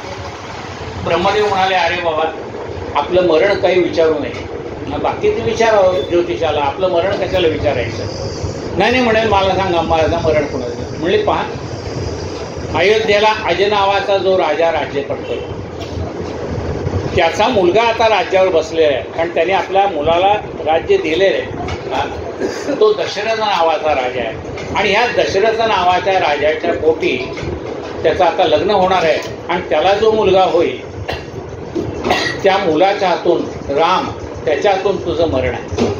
माझ्या राजाचा मुलगा दशरथ, त्याचं आता लग्न ठरलेलं आहे. त्याच्या पोटी जो मुलगा येईल कौशल्याच्या पोटी त्याचं. म्हणले मग कौशल्याचं आणि दशरथाचं लग्न लागलंय का? म्हणले लागलं नाही, पण ठरलंय. अमुक अमुक तिथीवरती लग्न आहे, अष्टमीला लग्न आहे म्हणाले. मग म्हणले मी आता विघ्न करेन, त्या दशरथाला आणि कौशल्याला मारून टाकेन म्हणाले. मग ते जर मेले तर त्यांच्या पोटी कसा जन्माला येणार? आता ही सगळी गोष्ट कोणाला कळली? अजराजाला. कोणी सांगितली हो? श्रीमन्नारायण नारायण नारायण. नारदाने येऊन सांगितलं, अरे बाबा अजराजा, तू तर दशरथाचं लग्न ठरवलंयस, पण म्हणाले या ठिकाणी तर अशी अशी गोष्ट झाली की तो रावण त्या ठिकाणी विघ्न करणार आहे. मग म्हणले आपण असं करू, जहाजावरच लग्न लावू. म्हणून जहाजावरती लग्न लावलेलं आहे. बसा पुढं कसं, जहाजावर लग्न लावलं. आणि मग रावणाने आकाशमार्गाने त्याच्यावरती हल्ला केला आहे. ते जहाज छिन्न भिन्न करून टाकलं. त्या कौशल्याला घेतलेलं आहे, एका पेटीमध्ये ठेवले आणि ती पेटी तिमिलिंग नावाच्या माशाजवळ ठेवली, दिली आणि म्हणली मी मागेल तेव्हा ही पेटी दे. ते जहाज छिन्न भिन्न झालं आहे. दशरथ हात चाललेला आहे. तेवढ्याच दशरथाच्या हाताला ते जहाजाचं फळकूट लागतं. त्याच्यावर तो बसतो. वाऱ्याच्या वेगाने ते फळकूट नेमकं कुठे येतं? ज्या बेटावरती तिमिलिंगाने पेटारा ठेवलाय तिथे येतं. त्या बेटावर निर्जन पेट आहे, बाकी काहीच नाही, फक्त पेटारा दिसतोय. दशरथालाही उत्सुकता आहे, काय आहे पेटीत? उघडतो, बघतो तर कौशल्य. आणि जिच्याशी लग्न व्हायचं तेच आहे म्हणून. ज्या मुहूर्तावर लग्न ठरलं त्याच मुहूर्तावरती पुन्हा आवाज आला कानावरती, श्रीमन्नारायण नारायण नारायण. नारद महर्षी प्रकट झाले. दोघांना मंगलाष्टक म्हटलेले आहे, शुभ लग्न सावधान. आणि दोघांनाही त्याच पेटाऱ्यामध्ये ठेवून दिले. पेटारा मोठा होता, पूर्वीच्या काळी मोठे पेटारे होते, त्याच्यात दोघांना ठेवून दिले आणि नारद गेलेले. इकडे रावणाने आला. ब्रह्मदेवाला म्हणा, बघा तुमचं वचन खोटं झालं. मी म्हणले त्या कौशल्याला आणलंय आणि दशरथ वाहून गेला म्हणाले समुद्रात. ते म्हणले वाहून घेऊन काही गेला नाही. आत्ताच्या दोघांचं लग्न लागलेलं आहे म्हणाले.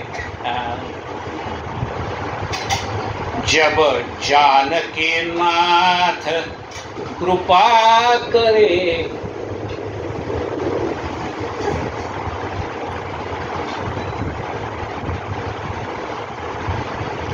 तब कौन बिघाड करे. ज्याच्या पोटी राम जन्माला येणार त्याच्यावर विघ्न कशी येते? म्हणजे काही नाही, ते कौशल्य आणि दशरथ दोघेही जिवंत आहेत. नाही म्हणला. मग ब्रह्मदेव म्हणतो, माझं वचन जर खरं झालं तर तू काय देशील सांग. रावण काय म्हणतो, तुम्ही मागाल ते तिमिलिंग नावानं बोलवतो त्याला. म्हणतो या पेटारा घेऊन ये रे. घेऊन येतात. कौशल्य आहे आणि दशरथ आहे. पाहिल्यावर त्याला राग येतो, अरे आपला शत्रू तर जिवंत आहे, ह्या दोघांचा वध झाला तरच आपल्याला निश्चिंत आहे. म्हणजे ह्या दोघांना मुलंच जात नाही, तर मग काय होईल म्हणाला. आता त्याचा वध करणार. तेवढ्यात ब्रह्मदेव म्हणतो, रावणा मला काय पाहिजे ते देशील म्हणणार तू. आता माझं वचन खरं झालं का नाही? ह्या दोघांचं लग्न लागलं का नाही वेळेला? आता माझं वचन खरं जाईल, मला काय पाहिजे ते दे. रावण म्हणतो, मागा तुम्हाला काय पाहिजे. म्हणजे दोन्ही नवरा बायको मला द्या. कोण? दशरथ आणि कौशल्या मला द्या. तो म्हणतो एवढं सोडून मागा. ते म्हणले आधी तो म्हणला एवढं सोडून मागा. हा, तेवढ्यात मंदोदरी आहे, विद्वान आहे. मंदोदरी म्हणते रावणाला, पुढे जे होणार त्याची आत्ता कशाला काळजी करायची? कलकी चिंता आज कशाला, जणू दुःखाचा दगड उशाला. दुःखावरती करून मात सुख मिळवावे हातो हात. पराक्रमाने कोणी लढती कैक मिळवती सुखसंपत्ती. आपण का मग स्वस्त बसावे माती मोदते जिने जगाते. ते नवऱ्याला सांगते. काय सांगते रावणाला? कशाला काळजी कर. हो तुम्ही 33 कोटी देव बंदी शाळेत टाकले. हे तर मानव आहेत म्हणाले, कशाला यांची. आणि त्यातनं कुठे म्हणले अयोध्येला. बरोबर आहे. आता अयोध्येवर नाही येणार कधी. आपलं राज्य तर म्हणले तिकडे नाशिकपर्यंत, हां आहे की नाही, चित्रकूटापर्यंत इथपर्यंत आपलं दंडकारण्यात आपलंच राज्य आहे. कशाला इतक्या लांब येतील? तिथे काय तिथे ती कशाला इथपर्यंत लांब येणार म्हणाले. मग आता पुढचं होईल त्यावेळेला होईल म्हणाले. आता आपण वचन दिलं तुम्ही यांना काय पाहिजे ते देतो द्या म्हणजे सोडून. ब्रह्मदेवाने त्याला घेतलं. तेवढ्यात श्रीमन नारायण नारायण नारायण नारद प्रगट झाले. त्या दोघांना घेतलं आणि अजराजाच्या स्वाधीन करून घेतले. म्हणले वा तुमचा मुलगा आणि सूत. म्हणले आता काय करायचं रिसेप्शन करा. म्हणले आता काय लग्न लागून गेलं लग्न झालंय आता रिसेप्शन म्हणाले. मग मोठ्या थाटामाटाने तो समारंभ झालेला आहे पार पडलेला आहे. आणि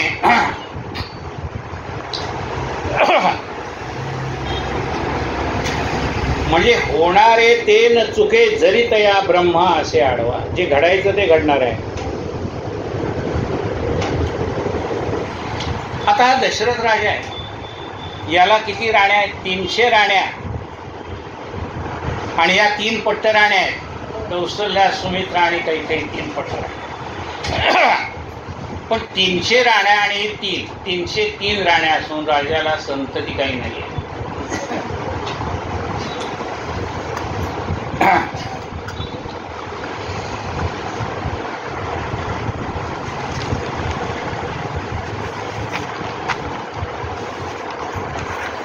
सगळं वैभव हात जोडून पुढे उभं आहे पण संतती नाही. त्यामुळे राजाला वाईट वाटायचं. सगळ्या वैभवाकडे पाहिल्यानंतर त्या राजाच्या मनामध्ये विचार यायचे हे वैभव सारे शून्य गमे जे मजला. आता लक्षात घ्या आपल्याला कौशल्याचे काही सिझरिन करायचं नाही. याचा सांग डिलिव्हरी झाली पाहिजे. त्यामुळे वेळ लागला तरी चालणार आहे. आपण त्या डॉक्टरला काही करायचं नाही. लवकर 12 वाजले लवकर ऑपरेशन करा असं नाही म्हणायचं. त्यावेळेला शांतपणे होऊ द्या. हां सिझरिंग करायचं नाही आपल्याला कौशल्याचं. शांतपणे डिलिव्हरी झाली पाहिजे ना. हां हे वैभव सारे शून्य गमे गे मजला गुरु न पाहता अंगी बढती जाला. या अंकावरती पालक कधी खेळेल. या अंकावरती पालक कधी खेळेल. बोबडे बोलुनी बोल मना सुखवीर. बहु गडबडीने जाता दरबारात. बहु गडबडीने जाता दरबारात. अडवील कधी मज प्रेमे धरुनी हात. देवाया बसता पाटावर घेऊन. भरवीन त्याजला घास कधी निघून. हे मनीचे मांडे सांगुनी गुणा चुकतील कशाने माझ्या यातना यातना. दिन रजनी दुरतो व्याकुळ जीव हा भारी. दिन रजनी दुरतो व्याकुळ जीव हा भारी. येईल कशाने जीवनास माधुरी. येईल कशाने जीवनास माधुरी. हे वैभव सारे शून्य गमे गे मजला. हे वैभव सारे शून्य गमे गे मजला. गुरु न पाहता अंगी भटती करा. एके दिवशी राजाला स्वप्न पडलं की मी 2 पुरुषांचा आणि एका स्त्रीचा वध केला. हे तो वशिष्ठ ऋषीने सांगतो. तेव्हा म्हणले असे तर राजा 3 प्राण्यांची शिकार करून ये. म्हणून दशरथ राजा हा लक्षवेधी आहे. तो झाडावर जाऊन बसतो आणि दिवसभर काही त्याला शिकार मिळत नाही.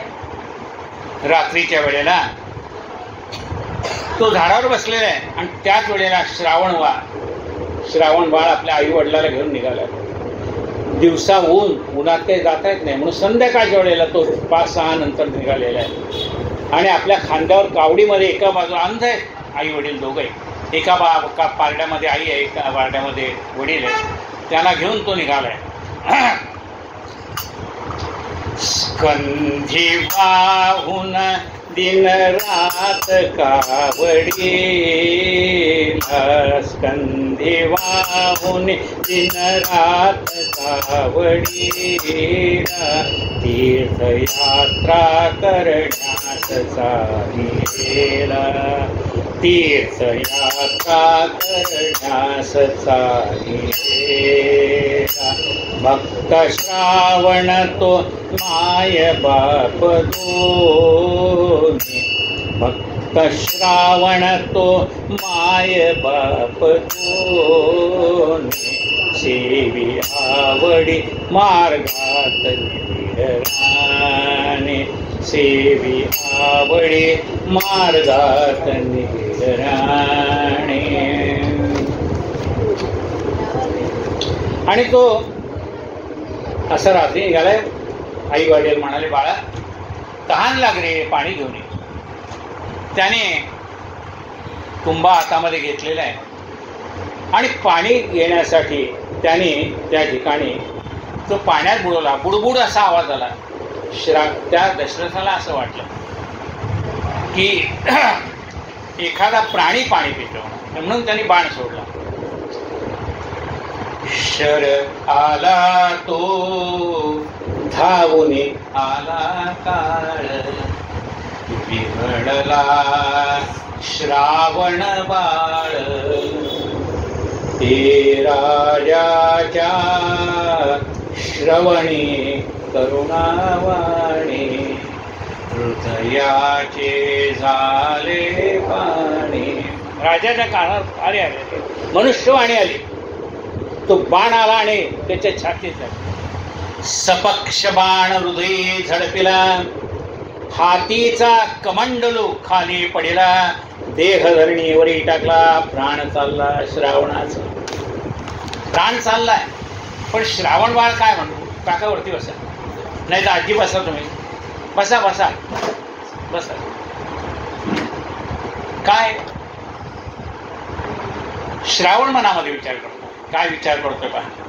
कोणा सभाग्याचा बाण करीत आला नामस्मरण, हृदय निवाले संपूर्ण केले पावन मग लागले. मरण यायचं आहे पण हा जो बाण आला तो राम राम राम म्हणत आलेला आहे. म्हणाले मनुष्यवाणी ऐकल्यानंतर तो खाली असतो. वाईट झालं म्हणाले, मी तुझ्या शरीरातला बाण काढतो, तुला वाचवतो म्हणाले. घरात आमचे राजवैद्य आहेत त्यांच्याकडे तो म्हणलं नाही, असं मरण मला पुन्हा कधी यायचं म्हणाले. नामस्मरण करत आलेला बाण त्यांनी मला मुक्ती मिळते म्हणाले. फक्त एक करा, माझे आई वडील वृद्ध आहेत, त्याला पाणी मिळून द्या, पण आधी बोलू नका म्हणाले. मी गेल्याची वार्ता आधी सांगू नका, आधी त्यांना तहान लागली, पाणी पिऊ द्या, मग सांगा म्हणाले. हे तर दशरथ राजा असा हात पुढे करतो. असं म्हटल्यावर त्यांच्या आई वडिलांना वाईट वाटतं. का रे बाळा, आम्ही तुला त्रास देतो म्हणून तुला वाईट वाटतं का रे? काय करू, आमचाही नाही इलाज आहे ना. का बोलत नाही?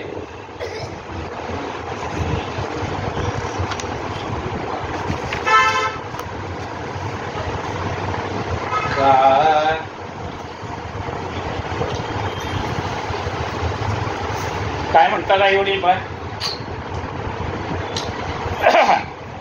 का बाळ आज रुसला से, का बाळ आज रुसला से, निबिड काननी जलशोधाया, निबिड काननी जलशोधाया, कष्टविले बहु बाळा तुझसी, का बाळ आज रुसलासी, का बाळ आज रुसलासी. जलपानाची नाही गोडी, जलपानाची नाही गोडी, बाळा तू जर नचवदलासी, का बाळ आज रुसलासी, का बाळ आज रुसला. बाळा, आम्हाला तहानेच एवढं महत्व नाही, तू का बोलला नाहीस ते सांग, का रागवलास का आमच्यावर. मग दशरथाला सगळं सांगणं भागलं. ते ऐकल्याबरोबर त्याने आपला प्राणत्याग केला. पण प्राणत्याग करता करता त्या दशरथाला शाप दिलाय. का शाप दिलाय? प्राणांतकाले मग शाप इति द्या नरेशा, तू पुत्र पुत्र करूनही मरशील ऐशा. ऐशा म्हणून त्यजले निजे देह त्याने, राजा मने बहु हर्ष विषाद माने. त्या दशरथ राजाला शाप दिला. आणि काय शाप दिलाय? की तू पुत्र पुत्र करूनही मरशील ऐसा. हे बघ राजा, अंतकाळी तुझ्याजवळ एकही मुलगा असणार नाही असा शाप दिला. तर दशरथ राजाला हर्ष पण झाला आणि दुःख पण झालं. हर्ष कशाचा झालाय? यांच्या शापामुळे का होईना मला मुलं येऊ द्यात. एक वेळ ती नसती मरताना तरी चालते, पण मुलं तर होतील म्हणा. आणि दुःख कशाचं वाटतंय? आपल्या हातने या तिघांची हत्या झाली याचं वय वाटतंय त्याला. आणि विचार करा, हा शाप त्यांचा खरा ठरलेला आहे. अंतकाळी त्या दशरथाजवळ एकही मुलगा नव्हता. राम वनवासाला गेलेत, लक्ष्मण वनवासाला गेलेत, भरत शत्रुघ्न त्यांना आणायला, ते आजोळी आहेत. भरत शत्रुघ्न त्यावेळेला देत नव्हते, आजोळी होती, मामाकडे होते. त्यामुळे चारही मुलं जवळ नाहीत. अशा वेळेला त्याचा प्राण गेलेला.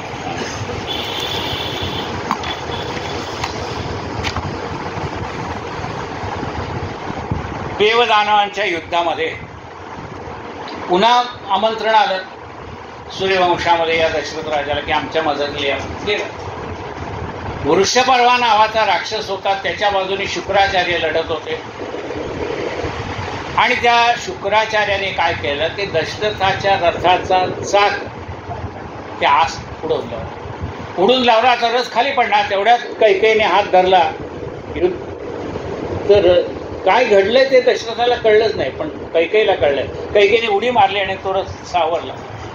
आणि मग दशरथाने बाण मारलाय शुक्राचार्याला, त्यांच्या मस्तकावरचा मुकुट उडवला. शुक्राचार्याने विचार केला की याला माझा शिर पण उडवता आला असतं, पण मी ब्राह्मण आहे म्हणून माझं शिर उडवलं नाही, फक्त मुकुट उडवला आहे. आणि मग त्याचा पराभव झाला राक्षसांचा. आणि पराभव झाल्यानंतर मग खाली उतरून बघतो तर कैकेयी. आता कैकेयीने एवढा मोठा रथ कसा पेलून धरला? तर ती लहान असताना तिच्याकडे दुर्वास ऋषी आले होते. लहानपणी तिने दुर्वास ऋषीची पूजा केली होती. पण पूजा झाल्यानंतर एक त्यावेळेला कोनाड्यामध्ये दिवा ठेवत होते. त्या दिव्याची काजळीच लागलेली होती. बुवा थोडी विश्रांती घ्या, आता इकडे बसा, आतमध्ये पंखा लावून बसा. काजळी जडलेली होती. ती काजळी हाताला घेतली आणि त्या दुर्वास ऋषींच्या चेहऱ्याला पाजली. दुर्वास ऋषी ध्यानापासून उठल्यानंतर चेहऱ्यावर फिरत काळ झालं. त्यांनी शाप दिला, ज्याने कुणी माझ्या तोंडाला काळा पाजलं त्याचं तोंड जगात काळं होईल. आई आली, म्हणले उशाप द्या. म्हणले ही ज्या हाताने हिने माझी सेवा केली तिचा हात युद्धामध्ये पतीला विजय प्राप्त करून देईल. त्यावेळेला त्यांनी काही सांगितलं, तुला मी 2 वर देतो, काय पाहिजे मला? म्हणजे आत्ता मला नको आहे, मला जेव्हा पाहिजे तेव्हा मी मागेन. आणि त्यानंतर ते परत होतं. देव विचारतात का म्हणले ना काही मुलबाळ आहे का? म्हणले नाही आहे. मग म्हणले असं करा, पुत्र कामिष्ठी नावाचा यज्ञ करा आणि शृंगमुनीला तुम्ही घेऊन या. शृंगमुनीने कधी स्त्रीला पाहिलेलं नसतं. त्या तिथं रंभा उर्वशी सगळ्या येतात आणि त्याला भुरळ पाडतात. कुणाला? शृंग ऋषीला.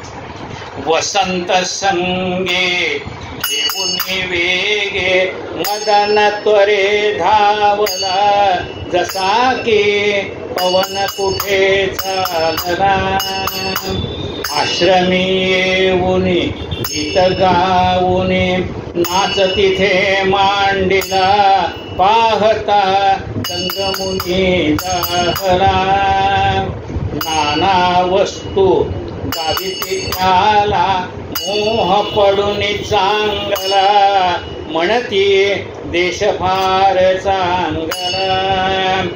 काढूनी कस्तुरी प्रेमाने दारिली, रस्त्यावरची माती अमुठावरी, अंगास सुवासिक तेजे दारिली, ऊस देऊनी हाती म्हणती, इकडील काय कसे कशाचे लाभिती त्याला पिसे.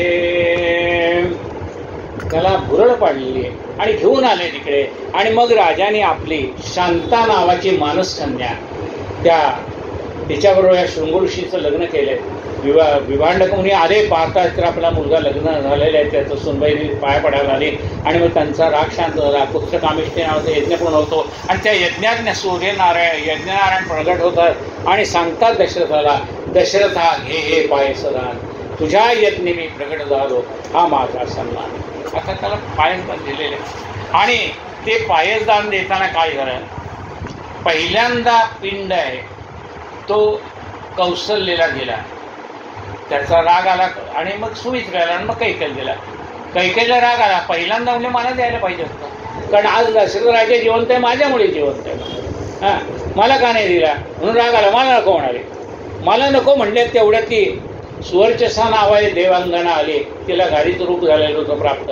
तिने तो पिंड उचलला आणि अंजनी ऋष्यशृंग पर्वतावरती तपश्चर्या करायची. तिने तिच्या हातात तो टाकलाय. शंकरने तिला सांगितलं होतं की तुझ्या हातात वायुदेव, म्हणजे वायुदेवाने त्याच्या तोंडातनं तो काढला, त्या अंजनीच्या हातात टाकला, तिने खाऊन टाकला. आणि शंकर तिच्या पोटी जन्माला. तिने प्रार्थना केली की शंकराला माझ्या पोटी तुम्ही 11वा रुद्र म्हणून जन्माला याच्याप्रमाणे झालेला आहे. पूर्ण पिंडाचा मारुती आहे, लक्षात घ्या. 3 पिंड आहेत, त्यातला एक गेला कुठे, अंजनीकडे. राहिले किती, 2.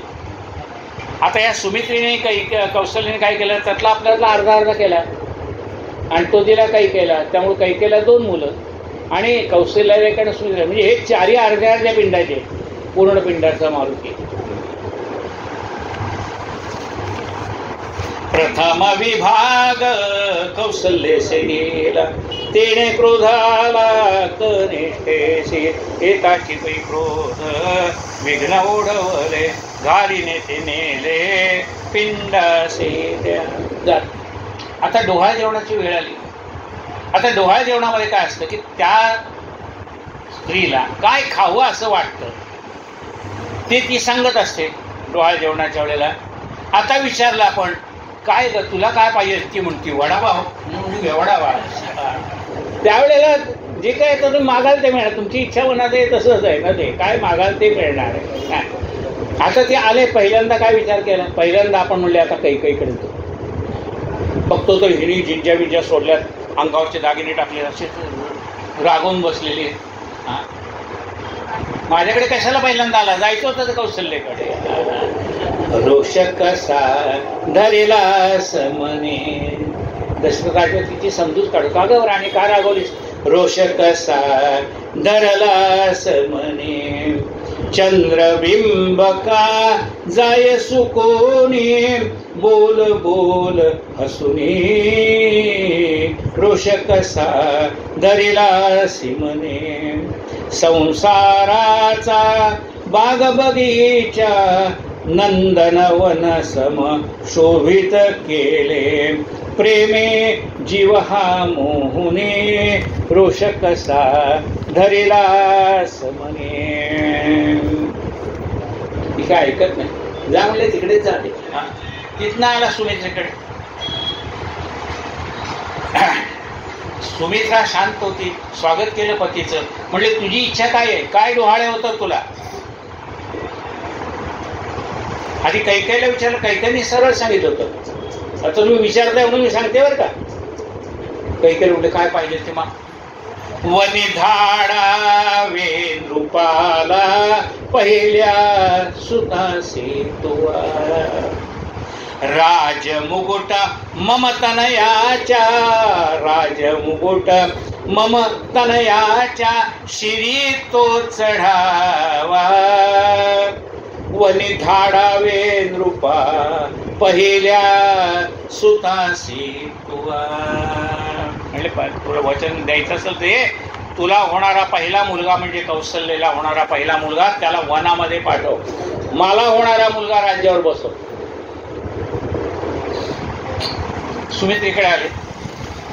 सुमित्रेकडे आल्यावर सुमित्रेने त्यांचं स्वागत केलं.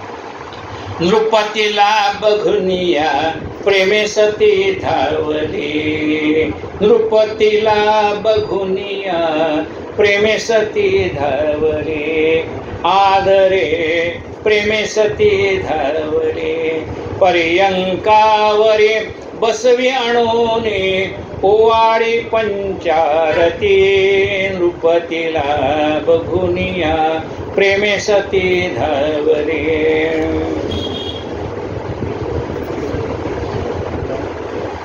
बोल म्हणे सुमित्रे, तुझ्या मनात काय काय डोहाळे होतात?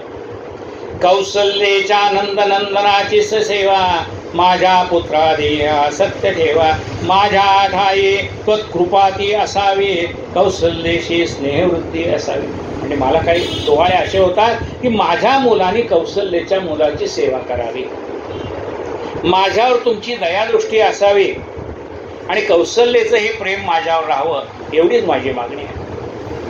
आता कौशल्येकडे आले. तिसरा नंबर बघता तर काय कौशल्या ध्यानमग्न झालेली आहे, पण तिच्या ध्यानामध्ये कोण आहे? आपल्या उदरी जन्माला येणारा राम. तो तिला दिसतोय. कोणाला दिसतोय? कौशल्येला. आणि दशरथाला असं वाटतं की ती माझ्याशी का बोलत नाही. मग असा विचार केला की बायका सगळं जरी विसरलं ना तरी आपलं लग्न कोणत्या मांडवात लागलं ते त्यांना बरोबर कळतं. हां, तेवढं विसरत नाही ते. अमुक मांडवात आपलं लग्न लागलं म्हणले, मग त्याला लग्नातली आठवण करून देऊ. मग त्यांनी सांगितलं, बघ म्हणले बा त्यावेळेला तो रावण आला होता का नाही, आपल्या लग्नात त्याने विघ्न केलं का नाही. रावणाचं नाव ऐकल्याबरोबर ती संतापले आणि काय म्हणते कौशल्या, आणारे धनुष्य मारीन रावणा, लंका विभीषणा देईन मी, आणारे धनुष्य मारीन रावणा. वाटतं काय तिला भूतभीत लागलं तर काय म्हणाले. हा, राजा म्हणे कैसे अघटित झाले. काय म्हणले, भूत लागलं का? आणलं वशिष्ठाला त्याने. म्हणले बघा हिला भूत लागलं का. वशिष्ठाने तिच्याकडे पाहिलं तर त्यांना कौशल्य दिसतच नाही, त्यांना राम दिसायला लागले. यांचं ध्यान लागून गेलं वशिष्ठाचं. तेवढे भूत मोठं दिसतंय. आपल्या बायकोला लागले, याला पण लागलं म्हणा. हा, राजा म्हणे कैसे अघटित झाले, वशिष्ठा झटले महाभूत, श्रावणवधाचे पाप नाही गेले, तुझे हे निर्मिले प्रारब्धाने. काय म्हणते, याला भूत लागले का काय कळत नाही. आणि मग त्यांनी वशिष्ठाने आपलं ध्यान विसर्जित केलं. म्हणले का हो तुम्हाला भूत लागले का. ते म्हणले हो खरेच आहे, तुझ्या पोटी महद्भूत जन्माला येणार आहे.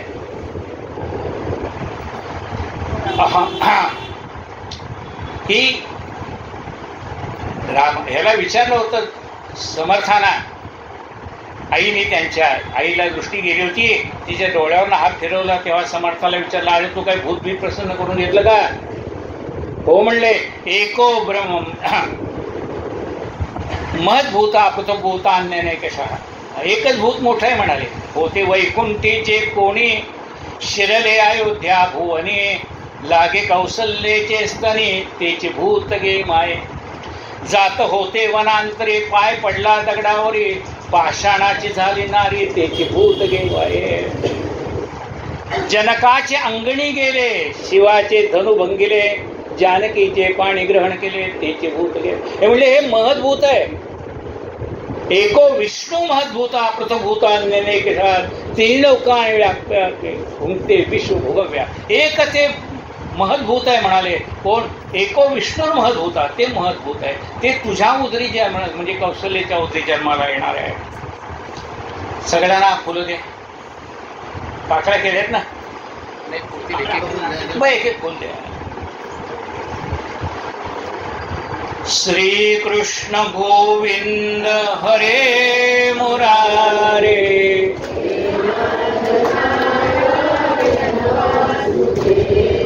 हे नाथ नारायण वासुदेव, हे नाथ नारायण. श्रीराम रामचंद्र भगवान की जय। ध्यायेत्ताजानुबाहुं धृतशरधनुष्यं बद्धपद्मासनस्थं पीतं वासोवसानं नवकमलदलस्पर्धिनेत्रं प्रसन्नं वामाङ्कारूढसीता मुखकमलमिलल् लोचनं नीरदाभम्। एक जरा एक फूल द्या मला, एक फूल मला।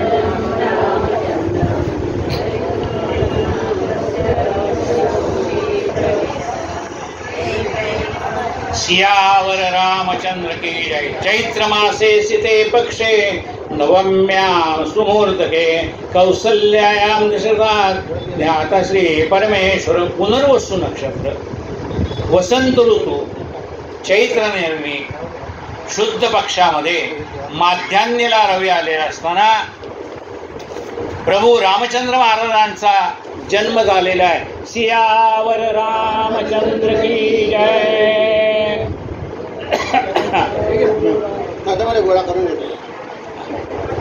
ये आता इकडे हळद कुंकवा, चला एक जण हळद कुंकवा।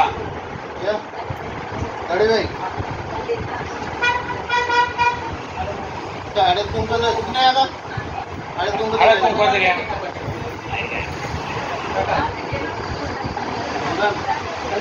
या ना तुम्ही।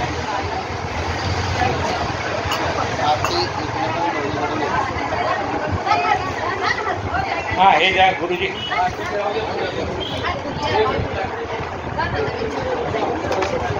बाळा जो जो रे, मगाशी कागद काढले ती द्या तिकडे, नाही का? बरं ठीक आहे।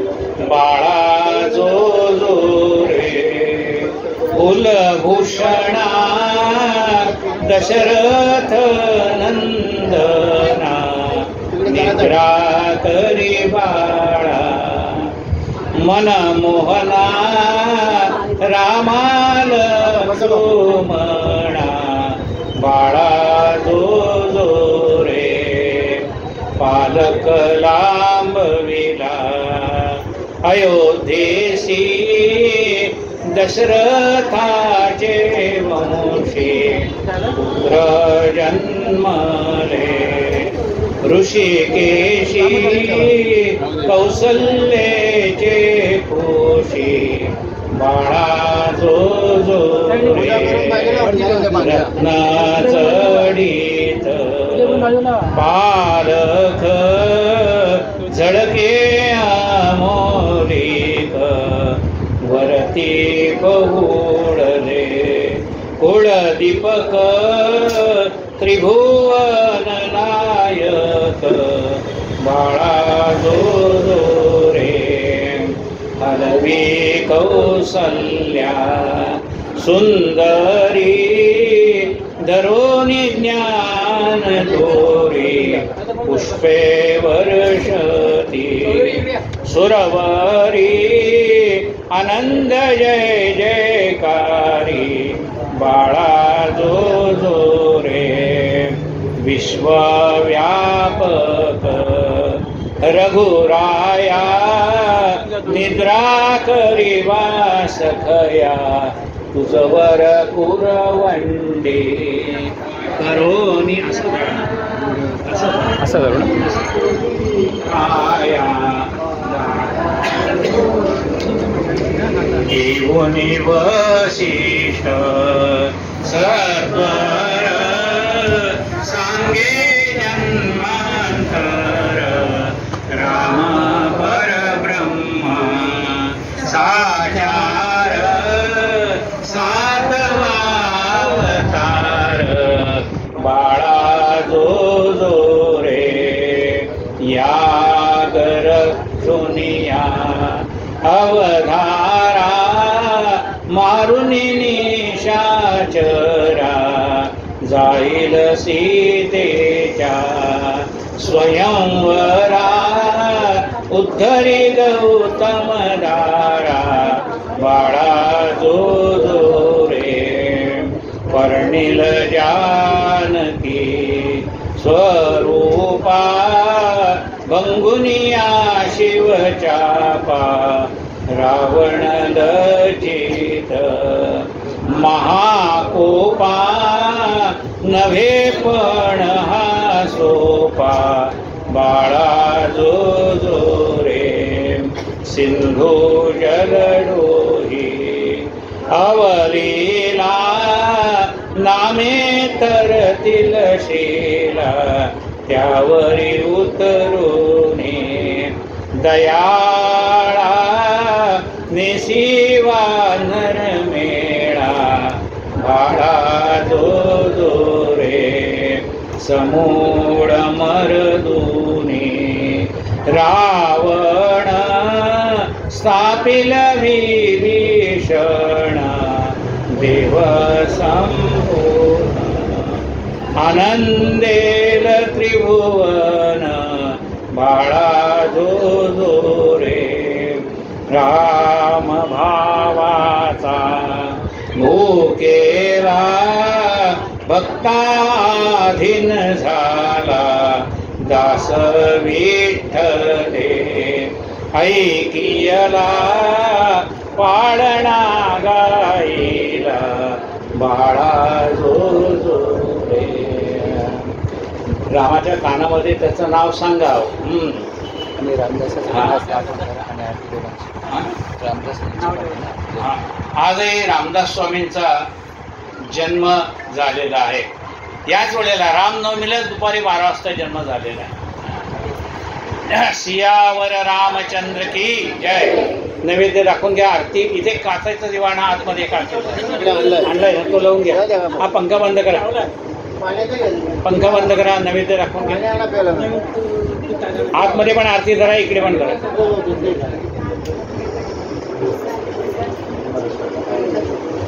राम हे नाव ठेवलेलं आहे. रामदासांची पण आरती. हो, रामदास स्वामींची आरती म्हणूया.